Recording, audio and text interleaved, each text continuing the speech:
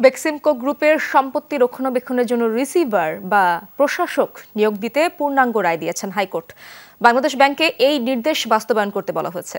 6 মাসের জন্য সব সম্পত্তি সংযুক্ত করার পাশাপাশি পাচার করা অর্থ ফেরত আনার নির্দেশও দেন উচ্চ আদালত। বিচারপতি এ.কে.এম. আসাদুজ্জামান ও বিচারপতি মোহাম্মদ মাহবুবুল ইসলামের হাইকোর্ট বেঞ্চ আজ লিখিত এই আদেশ প্রকাশ করেছেন। এরই মধ্যে হাইকোর্টের আদেশ বাস্তবায়নে উদ্যোগ নিয়েছে বাংলাদেশ ব্যাংক।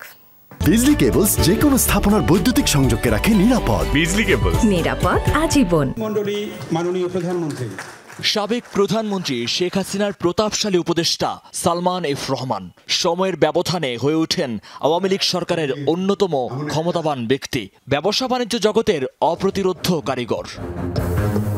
5 আগস্ট শেখ হাসিনা দেশ ছেড়ে পালিয়ে যেতে পারলেও পালাতে পারেননি সালমান। 13 আগস্ট সুরত পাল্টে নৌপথে পালানোর সময় ধরা পড়েন বেক্সিমকো গ্রুপের এই কর্ণধার।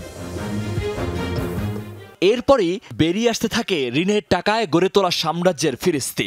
সালমানের প্রতিষ্ঠানগুলোর নিয়ন্ত্রণ নিতে গেল 5 সেপ্টেম্বর জনস্বার্থে হাইকোর্টে রিট করেন এক আইনজীবী। বৃহস্পতিবার সেই রিটের আদেশ প্রকাশ হলো, যেখানে সাফ জানিয়ে দেওয়া হয় বেক্সিমকোর সব সম্পত্তি একসাথে করে সেখানে প্রশাসক নিয়োগ করবে বাংলাদেশ ব্যাংক। সময় 6 মাস। বাংলাদেশ ব্যাংক এটা ইনভেস্টিগেট করে কোন ব্যাংক থেকে কত টাকা নিয়েছে সেটা জানাবে এবং এই যে লোনগুলি নিয়েছে এটার রিপেমেন্টের কি ব্যবস্থা করেছে। বাংলাদেশ ব্যাংকে নির্দেশ দেওয়া হয় বেক্সিমকো কত টাকা দেশের বাইরে পাচার করেছে সেসব ফিরিয়ে আনার উদ্যোগ নিতে। এসবের বিরুদ্ধে অবশ্য আইনি লড়াইয়ের সুযোগ পাবে বেক্সিমকো গ্রুপ। আর ওই ব্যাংকের থেকে বেক্সিমকো ফার্মা চালাবার জন্য যত ইনগ্রিডিয়েন্টস ইম্পোর্ট করতে হয় তারা তাও পারবে, কোনো রেস্ট্রিকশনস নাই।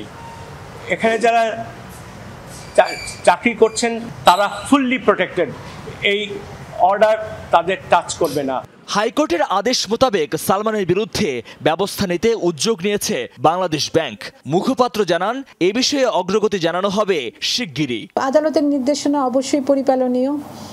এক্ষেত্রে বাংলাদেশ ব্যাংকের এটা পরিপালন না করবার কোনো সুযোগ নেই। গভর্নর মহোদয় আমাদেরকে জানিয়েছেন যে এরকম একটা নির্দেশনা এসেছে। এরই মধ্যে সালমান ও তার পরিবারের 1000 কোটি টাকা পাচারের প্রাথমিক সত্যতা মিলেছে সিআইডির অনুসন্ধানে। রপ্তানির আড়ালে অর্থ পাচারের অভিযোগে বুধবার 17টি মামলা হয়েছে মতিঝিল থানায়। মহিউদ্দিন মধু, যমুনা নিউজ, ঢাকা।